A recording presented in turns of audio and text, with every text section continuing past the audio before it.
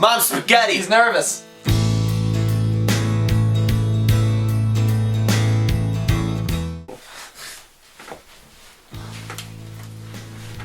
My parents are very Catholic, they're not okay with us touching these. So, 6 months ago, we made this. A bunch of these. Yeah. Put on the computer. This is Shawn. Yes, this is my album. It's called The Dream. Produced by him and Dan Volpe. No, Dan mastered it. I produced it. Whatever it is. Produced by John Wake. Dan Volpe did something. Dan Volpe mastered it. He made it sound extra good. We should Album start with the title, probably. Okay. So the album title. He was actually the one that suggested the album title. It came from the first song that I ever wrote. It was called The Dream, which is now turned into Sleepless Nights. The Dream is actually still up on my SoundCloud if we go all the way back through, which I don't advise going through my SoundCloud because some of them are just bad.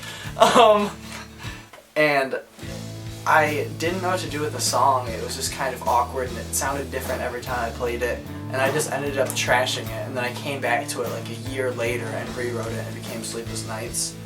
And as well, it's like the dream to make music. So like The Dream. The first what did I album tell you? made, Something like The Dream is what started this. Yeah. Something like super corny, right? Oh, That yeah. you'd see in a movie. And or I was like, something. that's perfect. Like cover.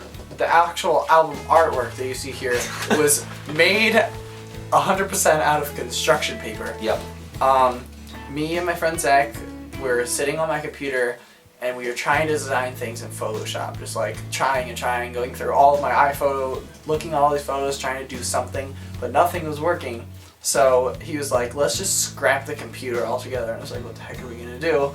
So he was like, I think we should do it out of real materials, maybe like paper. We should do it out of construction paper. And I was like, okay. And I was thinking, oh, it's gonna look like two teenage boys made this out of construction paper, which they did. But it actually turned out really cool. We sat down and finished it at like 5:30 in the morning, and then we had The Dream. And I was like, there we go, it's perfect. Okay.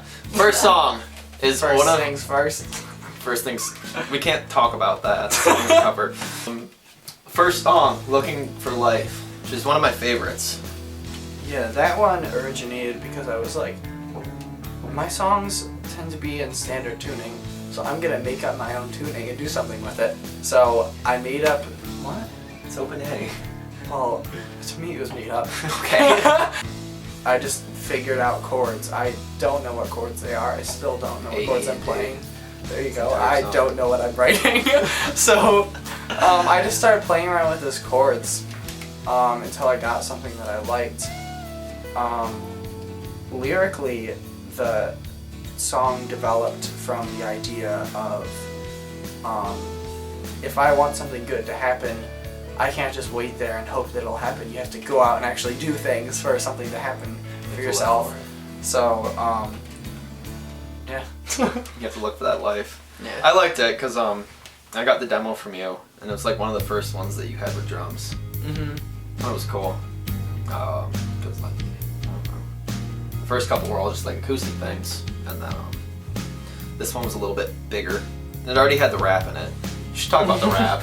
Oh, the rap part. It's not really a rap part. It's like a rap-like thing. No, you're like, I wrote the most gangster rap ever. Besides Mom's. It puts Tupac to shame. It's exactly what you sent me. Okay. There's one section of the song where I sang really, really fast, and that single line took me like 15 or 20 minutes to write because I just could not put the syllables together, and I finally did it, and I put it over myself, and I was like, this sounds really weird, but I also kind of like it. Yeah. What was the next one? No, the next one. Tides. If you go through SoundCloud, Tides is originally called ... which is the next album title. No, it's not. Tides I wrote a couple months after The Dream, and it's pretty much, you can see it on my SoundCloud ... You can hear it on your SoundCloud too. And it's pretty much the same exact song. Like, I really didn't make that many edits to it. That one, I'll say, was my first like complete song that I actually kept. Yeah, John is featured on vocals. Yeah, in the that first song. half second of that song's all me asking him if he was ready to record. Tides was the first song that I put out and shared publicly. Or something. I'm like, After I did this Tides, is cool. Do more. I did Tides. I wrote it and then like almost a year later recorded it and put it on YouTube. And then after people gave me positive feedback, that's when I started writing more. And I wrote the entire rest of the songs within like 3 months or so, most of them. Nights is a good one. Sleepless Nights. I like that one. Okay, so Sleepless Nights, like I said, was the dream before. Well, originally when I wrote it as a dream, I decided I was going to sit down and write all the lyrics first, but that doesn't work when I do it. So it's just really about moving on and finding like a better place. You don't have to hold on to the past. You can't stay in the future. Yeah, the dream. I don't know any of these songs. It has some of my favorite production, I think. The electric guitar in the chorus is pretty cool. Yeah, I like think that, the echoey. Yeah, because there's one guitar that like starts off in your left ear, like moves over to the right one. Oh, you have to listen to my album with headphones on. Yeah, with like good headphones. With good headphones. The bass solo and that's a bass. It's not a guitar. Yeah, that is a bass. Is cool. What happened is Shawn would like write all of these songs and he'd have like the structure, and then basically anytime he wasn't singing something, I would make a track of me doing a solo without him knowing it, and then I would just play it back for him later and hope that he liked it. All of the acoustic guitars and some of the electrics. And all the vocals, and almost all of them. Almost all the vocals were done here. All the vocals were done in that closet, which yeah. you can't see. That sounds okay. Yeah. I don't think it's bad. So the bass solo, I just kind of did it, and you were like, what? And then I played it. And it sounded really cool. Like through that really dirty amp. Yeah. You were like, yeah, that's it. Because it almost sounds like a guitar, but you can still tell that it's a bass. Yeah, it's like really dirty, really chunky and gross. Chunky. Sleepless Nights is actually the song that made me want to do stuff with you. Steve laughed at the way I worded that. Fall.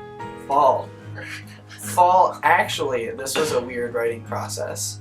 I wrote half a song once, and it had like a verse, chorus, verse. And I just didn't like the song no matter what I could do to it. So I just like scrapped that one, went on, wrote a couple more songs, and then I went back to it one day, and I looked at this line from the chorus and I was like, I actually really like this line. So I took the line, What line is it? the chorus of Fall. Oh, okay. I took the chorus from the old song, put it as a chorus of Fall, got that melody to it, that I have now, and then basically just figured out the verses after that. Fall has pretty much stayed the same since my demo of it to the actual recording. Well, yeah, it really didn't need anything else. Yeah, I had recorded that one with piano, acoustic guitar, and Yeah, and that's the first thing you sent me with the piano. guitar solo. I actually Solos. wrote the solos in that one. Yeah, so that one really didn't, we were just like, that doesn't really need to be changed from the original that much. No. Just bump up the quality a bit, and there we go, there's Fall. Is she roller skating? Skyscrapers! Skyscrapers. Okay, Skyscrapers is about someone jumping off a building. That's I sad. haven't figured that part out yet. You shouldn't Really? do that. No, you shouldn't. Don't do that. I didn't. I just wrote a song about it. I don't want to jump off a building, but I decided to write that and also have like the meaning of like letting go of your problems, I guess. Yeah. And actually, how I started writing this one lyrically was like, I want a song that has a lot of lyrics crammed in. So I started writing the first verse with a lot of lyrics in it, and I didn't even have. I just had a rhythm for it, and I had this rhythm, and then I was making like tunes up in my head, and I found one that I liked, and I found that it only used one chord, so the entire verses just became one chord over and over. The way the chorus was written was just with I wrote the chorus first and found some chords that I thought nicely fit together and sang the words just randomly in a random tune, and that became the chorus. That one has some cool solos in it that you did, especially the ending solo. Oh yeah, I like that love one. the ending solo. So the next one's Aeonia, which maybe isn't a real word.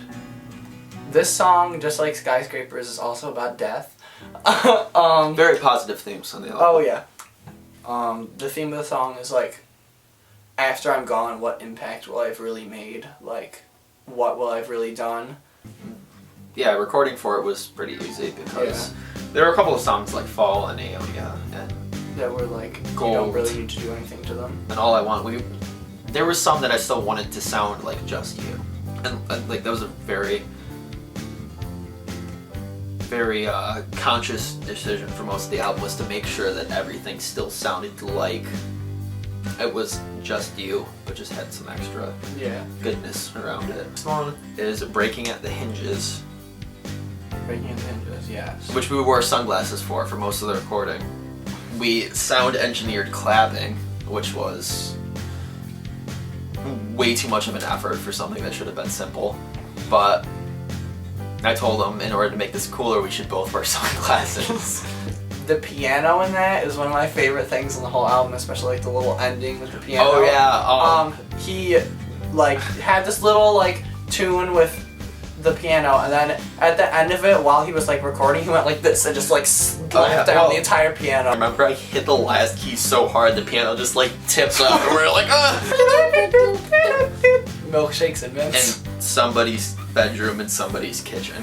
From nowhere. From nowhere. Next one. Like, I think it's the one that sounds the best. Right here. Bum bum. I did that as a joke, like all the piano stuff at the bottom. And then we were like, that actually sounds... I really liked it. Yeah. And I don't think you knew if I was joking or not, but we just kept it. I like the bass in that song too. It's really nothing special. I just like it. It grooves. Yeah. I'm Shawn Fleming. Gold Part 1 started because me and Rhoda were hanging out one day, and she had mentioned one time that she like wrote stuff, so I was like, I'm gonna see it. And then I just kept telling her I'm gonna see it until she finally showed it to me. And I found something that she had written that she really liked, so I kind of just like messed around with it and rearranged it and put it into a verse. And then I came home, wrote another verse, and then we both came together again and made the chorus. Yeah, it's just acoustic guitar and vocals, so I just kind of recorded it and it was like, make it sound pretty, and then that was the whole thing. Yeah. Gold Part 2. This is my favorite track on the album. It's a lot of people's favorite tracks on the album. Yes. And it started out, Stan's favorite track. I wrote in this book, which is the book that I write all of my songs in. My friend Paige gave this to me, and I was like, I'm just gonna write everything in here. It's literally completely falling apart, and the pages fall out all the time. I sat down one day, it was at like midnight, and I wrote this song. It wasn't even the song, I wrote this weird free verse poem-y kind of thing. Yeah, I sent it to a few different people, and they were like, I want to hear this. All these things. The first verse came out of nowhere. I just kind of wrote it. The chorus is not in there. And it was just a really weird song to write because I didn't write it as a song originally. I just kind of rearranged something. It all like was weird and all over the place, but I think it came together really well in the end. Yeah, I like it. And like it's very, I like the way that the mood moves through it conceptually, or let the instrumentation matches the mood of it. Like, it was just very strange to do, but that's a lot of people's favorite one on the album. There's one part of the album which cannot be explained is the weird random creaking part. The creak. The creak is the best part of that song. There's a creak right as the first or the last chorus begins. Yeah. There's just a random little creak, and we have no clue where it came from. That creak right there. That's perfect. Remember, you kept doing like the loud part over and over. Mm-hmm. And do you remember what I said to you or no? You were saying he was being really loud? No, not that. I was like, I'm sitting in my kitchen because I was working on the other thing while you were recording that, and I was just thinking, I'm like, my neighbors are probably just like, there's this kid screaming his lungs out. Sing it like it's the last thing you're ever going to get to sing, and like that's what you want to be known for, and like if it's like the one thing that anybody heard from you, like they know that like you care about what you're doing. Mm-hmm. Or actually, I think I told you to sing like you were going to die right after it. Yeah, which is what it sounds like.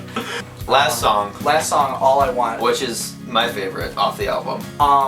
This one almost didn't make on the album because I didn't want it to be on there. I wrote this song, That's what matters. and I was like, this song is a bit too personal for my liking. I don't want to put it on there. But then I decided, I was like, I'll just show it to John anyway, and he was like, this needs to be the ending track. Yeah, like, it's because- going on there. Because we already had like the entire album planned. We had everything laid out, and it was exactly the way that it is on the album until All I Want. Because I mean, I heard it and I'm like, this is the last song on the album. It's like it's what needs to be there. Yeah. It's because Gold Part 2 would have been a great ender, but like All I Want has this nice little resolve. And, I was actually the only person that knew about the this song. one, like after it came out, I was like, no one's gonna hear this song until it comes out on the album, because everyone. I was excited about it. I had released music before, and I played it for people before, but I was like, this one, no one's gonna hear it. And I like that because, like, not that we were trying to do stuff based on who we knew was going to hear it, but, like, there were just no expectations for the song. Like, nobody knew it was a thing. No. So, if you've gone out and bought or just stolen this album, I don't think you can steal it. It's on iTunes, Spotify, Google Play, RDO, Amazon, my computer, my phone. Yeah, I have physical copies of it. I'll leave the link down in the description to all the different things that you can Down there. go get it. Press down there. do the wherever the like button is and the subscribe. I don't even know where they put it anymore. How YouTube works. So thank you for listening to this album. If you haven't, then listen to this album. Oh dear! Oh dear! Oh dear! That's it. Yeah. I stay up too late, got nothing on my brain. That's what people say. Oh, oh. That's what people say. Oh, oh. I go on too many dates, but I can't make them stay. Well, that's what people say. Oh, oh. And that's what people say. Oh, oh. But I can't move. Thank you so much. That one wasn't even me.